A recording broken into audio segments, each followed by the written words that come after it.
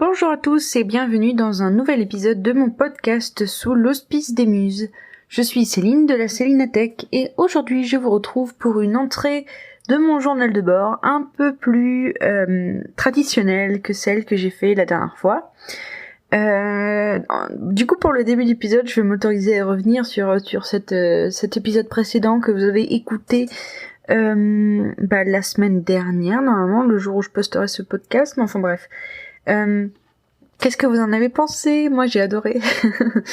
En fait c'est une idée qui me trottait dans la tête depuis le tout début, depuis que j'ai nommé les épisodes de débrief de mes sessions d'écriture journal de bord.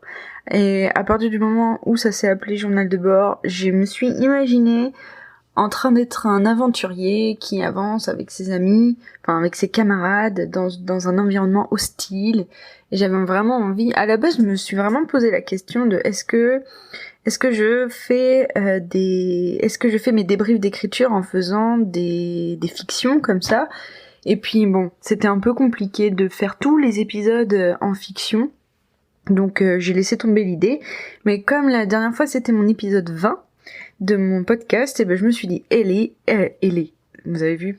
Et en plus de ça, j'avais terminé mon chapitre 2, du coup je me suis dit, allez, j'y vais, je me lance, et puis en vérité, je me suis fait trop plaisir, et j'ai beaucoup aimé le faire, et du coup je pense que ce sera pas le seul épisode qui sera un peu comme ça, et ça me rend joie, voilà, je suis très contente, voilà.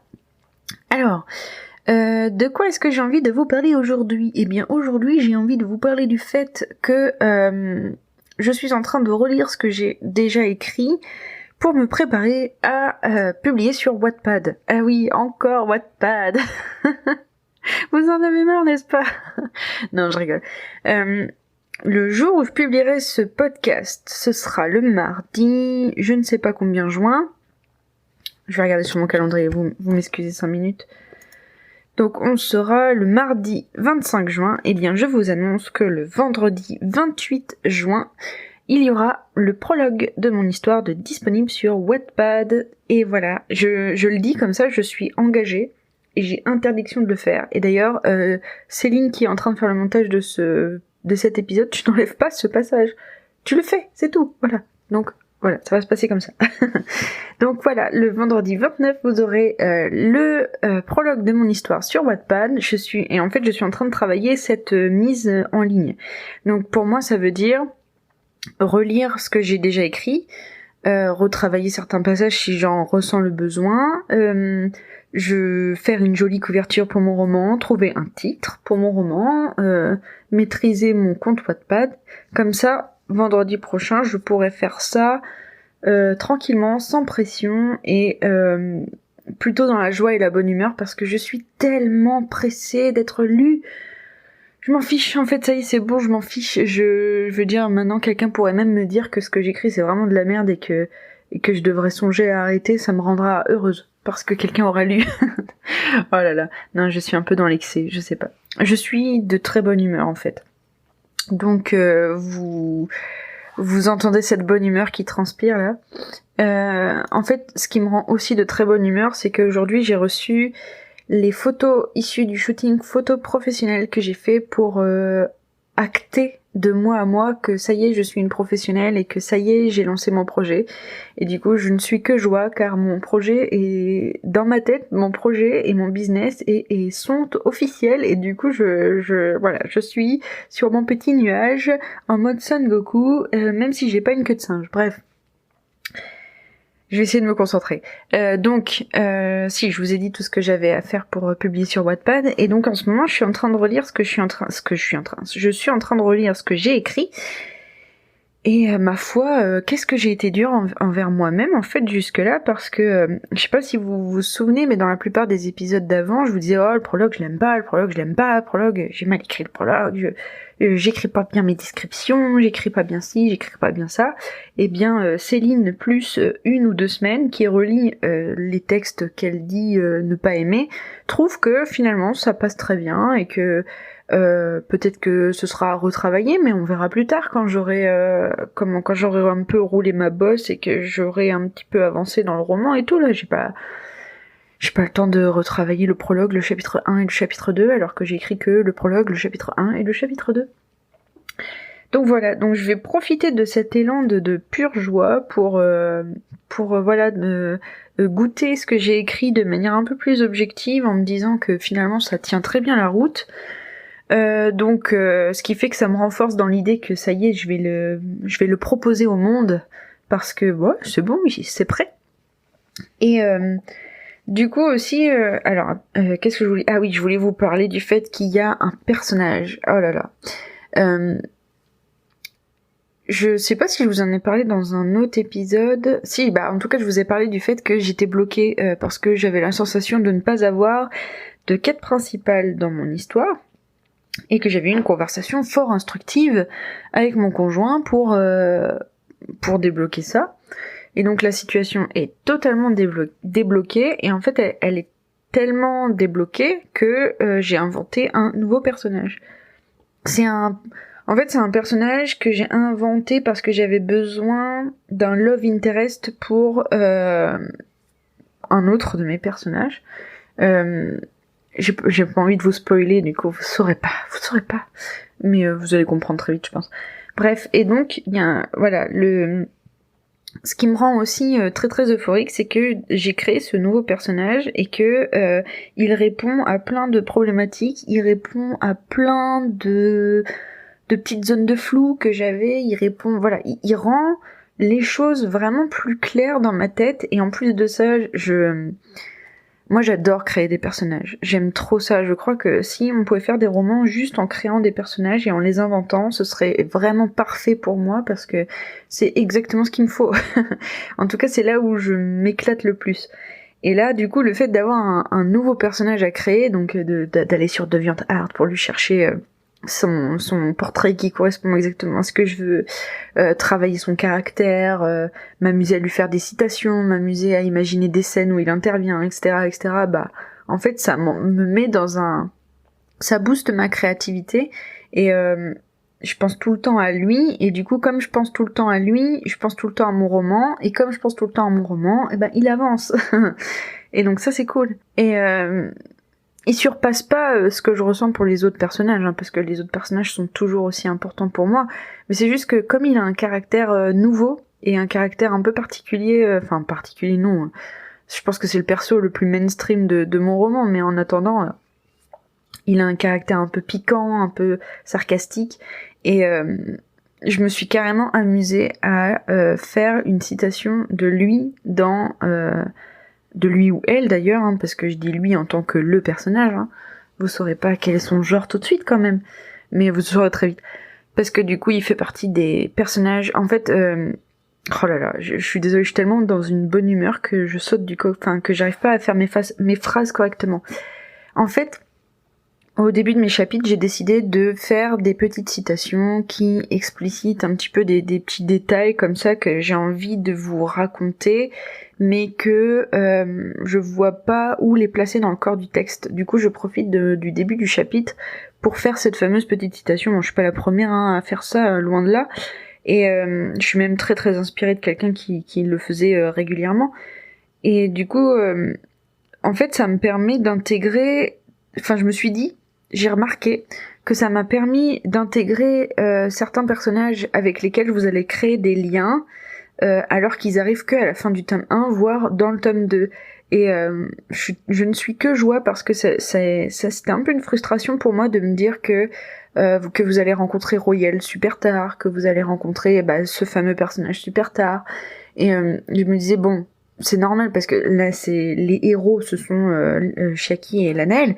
Mais qu'est-ce que c'est frustrant d'avoir son petit bébé personnage qu'on a créé comme ça, et puis qu'on peut pas développer autant qu'on veut parce que l'histoire elle se passe pas de son point de vue et tout, enfin bon. Et donc là, à travers les citations, vous allez tout de suite les découvrir, vous allez tout de suite comprendre quels sont les tenants et les aboutissants de leur caractère, parce que ce sont des personnages qui... En fait, ce sont des citations qui sont pas forcément issues de, je sais pas, de rapports officiels ou un truc comme ça. Du coup, il y a vraiment les personnages qui donnent leur avis dans ces citations-là. Donc vous allez tout de suite comprendre quel est l'avis des personnages sur la question qu'ils traitent, et vous allez tout de suite comprendre voilà quels vont être les enjeux qui les tiennent lorsque vous allez les rencontrer dans le roman. Donc voilà, et du coup le fait de travailler sur toutes ces petites ficelles, là, le fait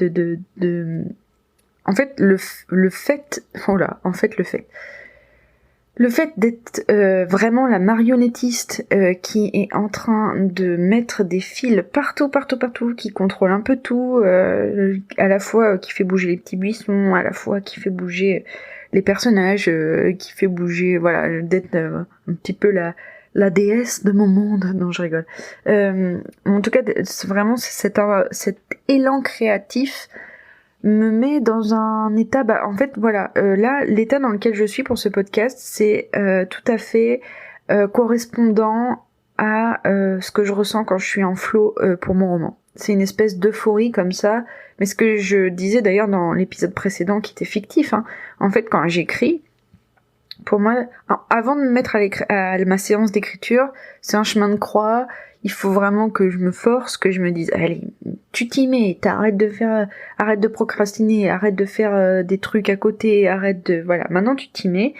Et du coup, c'est vraiment le fait de m'y mettre qui est compliqué, mais après une fois que je suis dedans, au début je tapote, hein, au début je galère, je balbutie, et puis en fait, au bout de 5 minutes, ça y est, je suis en transe créative, donc en flow, quoi. Et moi, le flow, ça me met vraiment dans une espèce comme je suis hypersensible, en fait, j'ai les émotions qui sont complètement amplifiées, dupliquées, etc., etc. Et du coup, si je ressens de l'euphorie par rapport à ce que je suis en train de créer pour mes personnages, cette euphorie elle est ultime, quoi. Par contre, je redoute énormément le jour où il y aura des scènes tristes à écrire, parce que là, purée, je vais me mettre à chialer devant mon ordinateur, là, ça va être compliqué, hein. Mais bon, j'ai l'impression que tous les créatifs passent par là, et que de toute façon, pour avancer, il faut parfois marcher sur nos créations, donc voilà. Et puis au pire, hein, si j'ai pas envie de le faire, je le ferai pas, hein, c'est pas grave. Mais en tout cas, voilà. Et le fait d'avoir pris le temps de faire des sessions où j'ai juste écrit la timeline avant mon tome 1 et de mon tome 1, ça m'a fait vraiment pousser des ailes. Et ça, par contre, c'est un état qui est un peu plus constant que ce que je ressens quand je suis en pleine session d'écriture. Là, l'état dans lequel m'a mis l'écriture de la timeline du tome 1, pour l'instant, franchement, ça fait une semaine où c'est constant, quoi. C'est vraiment... là, je suis sur les rails aériennes de ma créativité et j'y suis au taquet, quoi. Donc voilà, donc ça me rend vraiment très très heureuse, mais je crois que ça fait plusieurs fois que je vous le dis, donc je vais peut-être arrêter de dire que je suis heureuse. Et du coup, en plus, à la base, mon sujet, c'était quand même la relecture de mes chapitres, et donc je me suis un petit peu éloignée. Comment est-ce que je relis mes chapitres ? Eh bien, je fais une première relecture où je m'intéresse que au fond. Je m'intéresse à la manière dont je décris les choses, je m'intéresse aux tournures de phrases, je m'intéresse à l'idée générale, quoi. En fait, je m'intéresse à... J'essaie de me mettre dans la peau d'un nouveau lecteur et je me dis, ok, ta métaphore là, est-ce que si j'étais pas moi-même, est-ce que je l'aurais comprise de la même manière ou pas ? Donc d'abord je fais ça, et après, une fois que j'ai fait ça, et ça me prend pas mal de temps parce que du coup j'essaye de vraiment analyser chaque phrase, chaque figure de style, chaque dialogue. Pareil, les dialogues, je me dis, bon, est-ce que tu trouves que c'est réaliste comme manière de parler ? Est-ce que t'as vraiment envie que tes personnages y parlent comme ça dans ton monde, etc., etc. Et une fois que j'ai terminé cette première lecture qui est vraiment concentrée uniquement sur le fond, je fais une deuxième relecture où je me concentre uniquement sur la forme. Donc là, cette fois-ci, je traque les fautes d'orthographe, les fautes de grammaire, les fautes de conjugaison, etc., etc. Et en fait, ça, c'est pour moi le plus compliqué parce que j'ai tendance à...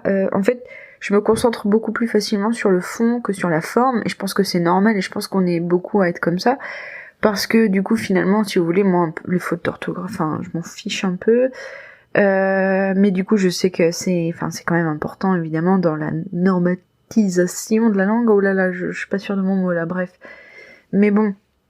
Donc du coup il faut vraiment que ce soit un moment où je sois hyper concentrée, que je pense que à ça, que je pense que voilà, que j'essaie de pas comprendre les mots que je lis et de juste les transformer en outils pour voir si je les ai écrits au bon temps, avec le comment dire le le passif s'il faut du passif, avec le non il vient pas le pluriel, voilà, le pluriel s'il faut du pluriel, etc., etc. Et une fois que j'ai fait ces 2 lectures-là, j'essaye de refaire une espèce de lecture globale, ce que j'appelle la lecture de aller apprécier. Voilà. C'est-à-dire que, en fait, j'ai l'impression qu'en tant qu'auteur ou autrice, on n'est jamais satisfait de ce qu'on écrit. On n'est jamais totalement satisfait de ce qu'on écrit et on ressent toujours très fort les manques dans notre écriture. Du coup, moi, un exercice que j'essaye de faire, c'est de repérer les passages desquels je suis particulièrement fière, ou repérer les métaphores que j'ai super bien fait, les moments poétiques que j'ai bien fait, et essayer de me concentrer sur ces bons moments pour me dire, pour me donner la force en fait de repartir après. Parce que du coup, évidemment, j'ai écrit que 2 chapitres, donc si je commence à dire que les 2 chapitres sont pourris et qu'il faut que je les refasse, je suis pas sortie de l'auberge en fait, voilà, tout simplement. Donc, et puis, je pense que ça fait partie ça peut faire partie d'un exercice de gratitude de quelqu'un de créatif, de se dire, voilà, ça se voit que j'ai travaillé mon style. Voilà, franchement, je colle parfaitement à ce que je voulais faire à mon personnage, je suis content. Il faut être content de soi parce que sinon, en fait, quand on n'arrive pas à être satisfait de soi, je pense qu'on n'arrive pas à faire de la créativité un outil de travail. Parce que à partir du moment où vous faites de la créativité, votre outil professionnel, entre gros guillemets, vous pouvez pas vous permettre de vous arrêter en chemin. Il faut avancer. Et du coup, en fait, moi par exemple, la raison pour laquelle j'ai toujours abandonné mes projets d'écriture à la fin d'un chapitre 1 à l'époque, c'est parce que l'écriture pour moi c'était plutôt une cour de récréation, c'était plutôt un loisir. Et en fait, malheureusement, il y aura toujours une distinction entre ce que vous faites comme loisir et ce que vous faites dans une portée professionnelle. Et vous pouvez très bien utiliser votre créativité dans un monde professionnel, c'est juste que du coup votre créativité ça devient votre stylo. Et du coup votre stylo vous pouvez pas vous permettre que un jour il manque d'encre. Donc il faut mettre en place des choses comme ça qui vous permettent de pérenniser votre outil de travail et un petit peu, en fait c'est comme si vous mettiez en place des espèces de rituels de manière à ce que vous soyez toujours dans des états créatifs quand vous en avez besoin et pour ce que vous avez besoin. Et c'est un peu, en fait ça correspond pas mal à des routines de développement personnel pour moi, et du coup ça rejoint pas mal tout ce que je travaille en ce moment en termes de développement personnel et aussi en termes de créativité. Et donc là, le fait de relire mes chapitres en ayant un point de vue focalisé sur le positif, ce que j'aime dans mon style, ce que j'aime dans ma créativité, ça me permet de commencer les chapitres d'après dans la joie et la bonne humeur. Enfin en tout cas en confiance quoi. Parce que je me fais assez confiance pour avancer sur la suite. D'ailleurs, il y a un petit truc que j'aimerais vous partager, c'est que moi j'essaye, dans la mesure du possible, j'essaye de pas trop m'arrêter d'écrire à la fin d'un chapitre. C'est-à-dire que par exemple quand j'ai terminé le chapitre 1, j'avais pas la force de commencer le chapitre 2, mais ce que j'ai fait, c'est que j'ai quand même donné un titre au chapitre 2 et écrit la petite citation du chapitre 2. Parce que du coup, le fait que le lendemain j'ai ouvert mon document et que je sois pas tombée sur une page blanche, et ça fait partie des petits trucs et astuces qui font que je perds pas 5 minutes à me concentrer pour me mettre à l'action. Voilà. Je pense que je vous reparlerai de ce sujet parce que c'est assez intéressant, c'est vraiment comment professionnaliser sa créativité. Si ça vous intéresse, dites-le moi, mais en tout cas, même si ça vous intéresse pas, je le ferai. Voilà.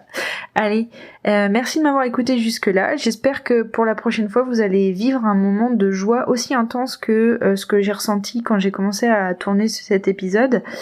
Et d'ici la prochaine fois, je vous souhaite de créer des personnages qui vous bottent autant que mon nouveau personnage.